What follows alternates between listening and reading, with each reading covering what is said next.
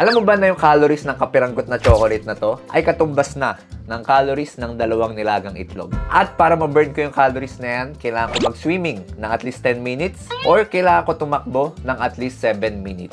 So sa video na to, alamin natin at subukan natin ang katawan ko kung ma-burn ko ba yung lahat ng kinain ko sa loob ng 24 hours. At syempre, para masulit ko naman yung paglantak ko sa loob ng isang araw, pupunta tayo sa isa sa pinakamakulay at pinakamasarap na food tripan sa Asia. Yan ang Malaysia.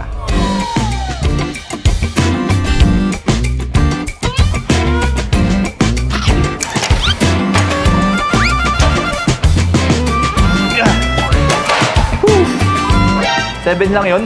7 calories lang yun. Laki ng itlog eh. Yung lawit mo kita.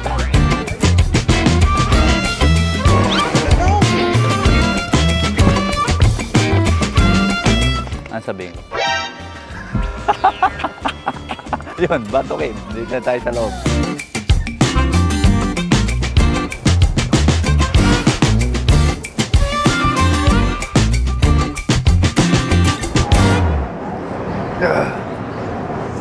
Ang calories po, yan yung tinatawag nating unit of energy. Ibig sabihin, sa bawat pagkain na kinakain natin, yan yung amount na nakukuha natin as energy. So, kunyari, itong itlog na to, meron tong 50 calories, kunwari lang. So, yung 50 calories na yun, magagamit ko siya as a form of energy. So, kumbaga, meron akong 50 na amount of calories na pwede kong gamitin either maglakad, magtrabaho, o umupo or huminga. Ang bawat calories po ng food ay mas umaangat kapag mas tumataas yung kanyang fat. So, kung prito, kung meron siyang gatas, kung meron siyang coconut oil. At kadalasan po, ito yung pinakapangit eh. Kadalasan po kasi, kung ano yung pagkain na mas masarap, yun yung mas mataas yung calories. At kung ano yung pagkain na hindi ganong masarap, katulad ng gulay at prutas, yan yung medyo mas mababa yung calories. Eh Doc, bakit namin kailangan maging concern lagi sa amount ng calories ng pagkain? Kasi po, kapag sobrang dami nating nakakain na calories, kung ano mang pagkain yung kinain natin, and kapag hindi natin nababurn yan, hindi natin nagagamit ng tama, ang nangyayari is, nai-store po siya sa katawan natin as fat. And kapag mas marami tayong fat sa katawan, mas bumibigat yung timbang natin.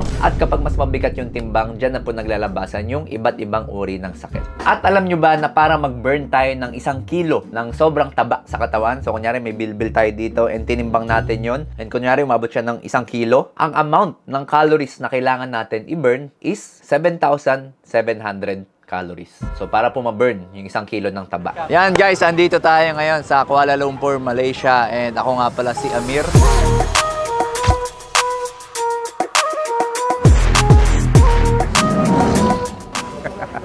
Ay, sorry. Okay ba? Okay ba guys? Bagong perm lang, bagong sahod kasi.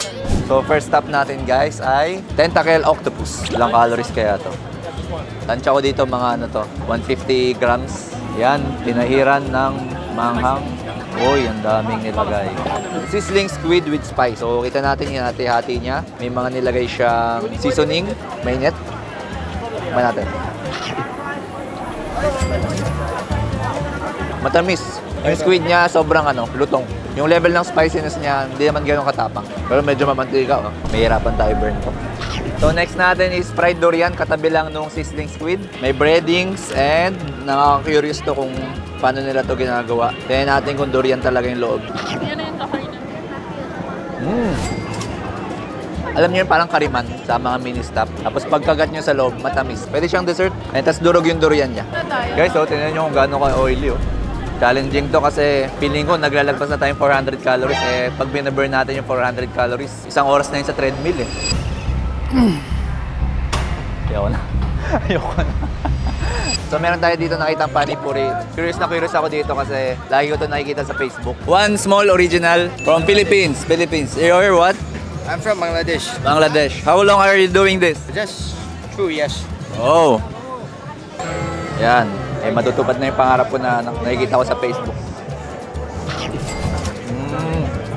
So sa una, yung texture niya parang cropek. Pero yung flavoring niya sa loob, hindi mo pa malalasahan agad eh. Pag nadurog na yung parang outer layer niya, dun lang sumasabog yung mga alat, yung suka, yung asim ng suka, tsaka yung anghang. Yung cheese, hindi ko masyado nalasahan yung cheese. Isa pa nga. Yeah. Thank you. No, real. No. Real hair. No. No, it's colored. Sarap. So, ito yung nabili nating drinks. Sugar cane. Ang sarap kasi para siyang may gatas. Sobrang fresh niya. Hindi siya yung matamis na masakit sa dila. Very refreshing siya. So, ito guys, nadaanan lang natin. Na-curious ako sa itsura niya kasi para siyang puto bongbong sa atin. Ang tawag is puto. Puto piring. So, parang puto siguro sa atin. Ganito siya. Malambot. Bilis niya madurog. Para siyang may... What's the brown thing? Sugar? Oh. Cheers. Yummy, yummy. Yummy. Terry makasih. Terry makasih. Boss, chicken sate. Boss. Kala ko Pinoy. Boss daw eh. So after nitong takoyaki, magkakaroon din tayo ng meal natin. So last na to sa mga appetizer. Okay guys, so for our last meal, and I think lalagpas tayo ng 1,500, mga ganun, maglalaro ng ganun, 1,400 to 1,500 calories tonight. Nasi lemak na authentic. Pero hinalo nila ng chicken, buttered chicken. So basically, pag nasi lemak naman, merong rice, may peanut, may dilis, tapos itong kanilang spices, and itlog.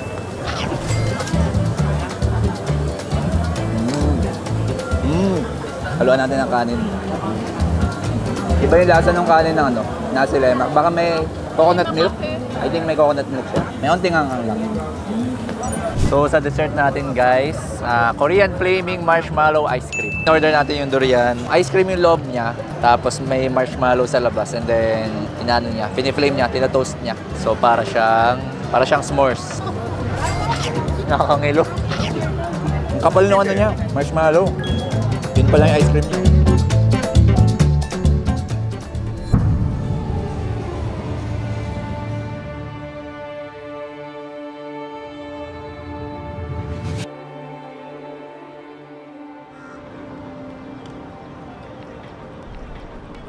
Yan guys, good morning. Dito tayo ngayon sa Bato Cave sa Malaysia. So naka-ready na yung pang-burn natin ng calories. So balita ko, 1,000 steps daw to ng stairs. So ganun siya kataas eh. Sa pinakatuktok yung pinaka-temple niya. At least makaka-burn tayo ng mas maraming calories today.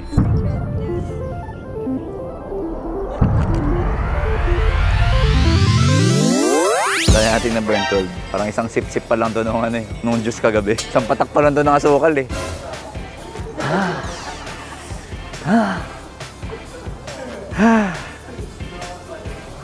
5 steps pa lang, ang hingal na. So, depende yan sa heart rate eh. Pag tumataas yung heart rate natin, mas bumibilis tayo mag-burn. 24, hingal na ako. Isang kagat ng panipuri. Hindi guys, joke lang yung hinihingal ako. Naka-endurance kasi ako ngayon. Uminom akong 2 capsules. So, kung gusto nyo tumagal sa mga matataas na stairs, check out na kayo. Lalay lang ako. Push. 3.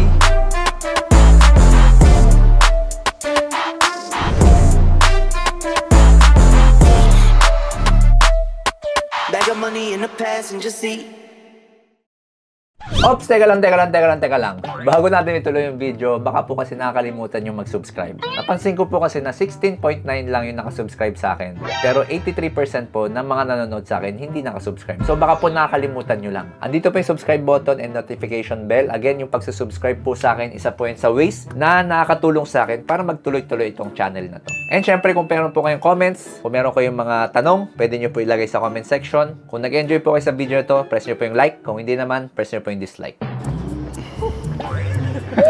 So yung cameraman natin guys, hinihingal na. Pero tayo, okay pa. So halfway, 31 calories pa lang guys. So ganun siya kahirap i-burn, no? Unti na lang, naka 500 steps na tayo. So pahinga muna saglit para di tayo mapwersa. Yung pinsan ko guys, nakita ko. Dito pala eh. Tagal ko na ito hinahanap eh. Tol, balita sa'yo dyan. Laki ng itlog eh. Yung lawit mo kita. So ano nga daw pala tong Bato Caves guys.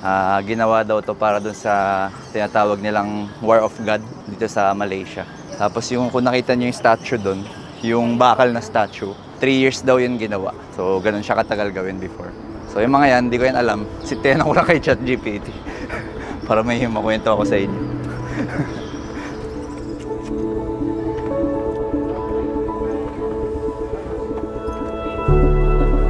Wow.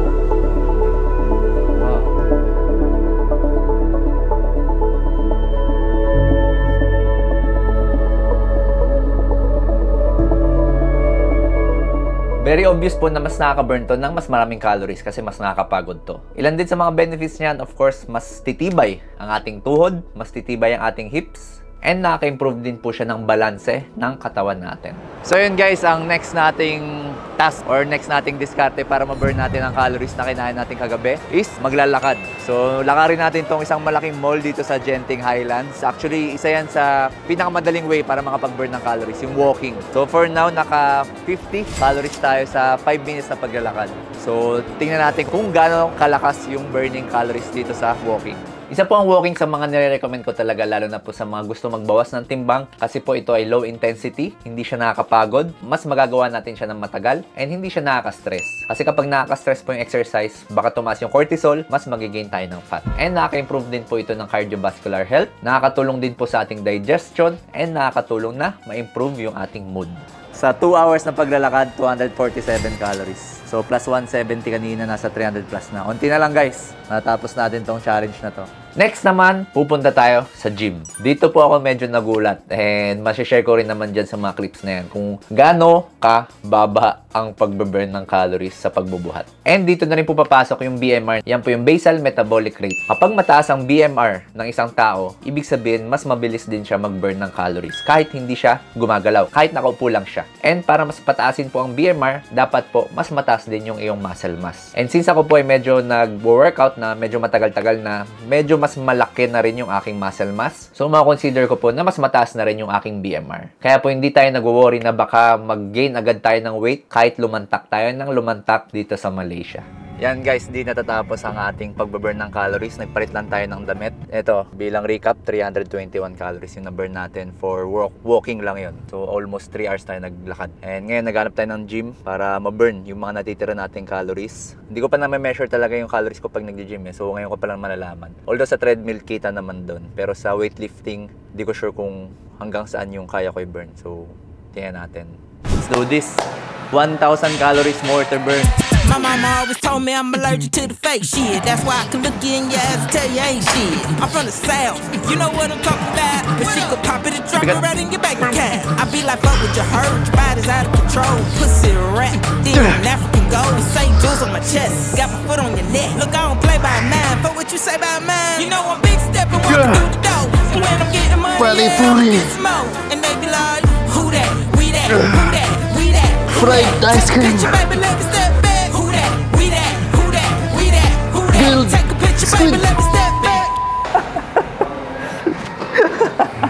Muntik na bumagsak. Tapos after ng after ng workout, dadaan sa kainan ulit. Balik tayo doon sa street food. So sobrang gutom. Pero guys, hindi ko inaano yung pagkain yan, kailangan talaga natin yan. Baka kasi ang maisip nyo is baka wag na tayo masyado kumain, hindi naman ganun. So piliin lang natin yung mga food talaga na kinakain natin. Alamin natin yung mga sobrang taas na calories pero mababa sa nutrients, and piliin natin yung low calorie lang pero maganda and maraming nutrients. And kung gagamitin naman natin yung energy sa araw-araw, okay lang talaga kumain. So masama rin naman talaga yung iniiwas talaga natin yung sarili natin sa pagkain. So okay lang kumain basta piliin natin kung ano yung mga kinakain natin. Okay, so after ng ating 2, 4, 6, 8, 10 exercises guys, 323, averaging 32 calories per exercise siya. So ganyan kahirap mag-burn ng calories. Yan guys, since hindi na tayo pwede mag-exercise pa kasi nga baka mamatay na yung ibang ating muscle fibers, daanin na lang natin sa cardio. Sa cardio naman na ganito, makakapag-burn pa rin tayo kahit hindi masyadong mabilis, kahit hindi tayo masyadong tumatakbo, kahit brisk walking lang. Basta itaas nyo lang yung incline, yung nakaganon talaga siya, todo nyo, para mas ma-burn. Tapos make sure lagay nyo yung tamang weight para accurate talaga na ma-burn.